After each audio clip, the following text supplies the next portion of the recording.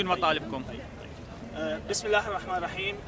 احنا مجموعه من العراقيين الشباب اللي جايين من ولايات مختلفه بالولايات المتحده. احنا شباب يعني اغلبيتنا عندنا اشغال، عندنا دراسه، يعني طلبه، عندنا شغل. فاحنا الحمد لله والشكر كنا التمينا الشيء واحد اللي هو حب العراق، اللي يمنا هو حب العراق.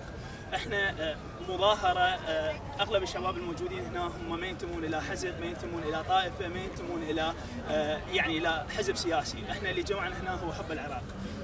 اولا، ثاني شيء وجودنا هنا هو كان عباره عن ملتقى عن طريق الانترنت، مجرد انه عن طريق الفيسبوك سوينا صفحه، وهذه الصفحه جمعت جميع الاخوان. عندنا اليوم جاي عمر، جاي علي، جاي ستيفن من كاليفورنيا.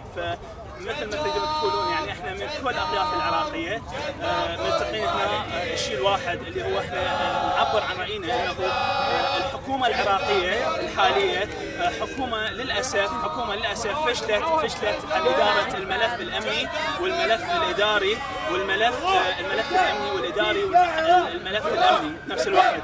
فاحنا حبينا نقول انه اليوم احنا حتى نمشي بالديمقراطيه اللي جاء بها هو نفس السيد المالكي، احنا نريد نقول له انه يتنحى عن الحكم ويعطي مجال للاخوان الاخرين انه يفيدوا العراق، لان هو اثبت فشله بالاداره الملفات الامنيه والملفات الاقتصاديه، وللاسف انه ما صار تحسن. العراق يرجع للخلف مع الاسف. فاحنا مجرد جينا اليوم عندنا متطلبات انه عدم تمديد الولايات وتحديد الولايات اسوه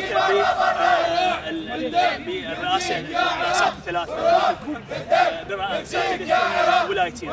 فهذا اللي احنا رحنا صوتنا عليه بالدستور، وهذا اللي احنا نطلب انه السيد المالكي ياخذ فرصته، واقوى عراقيين سياسيين يقدرون يعني يديرون دفه الحكم بالعراق.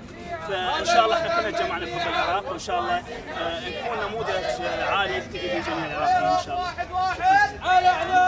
شكرا جزيلا.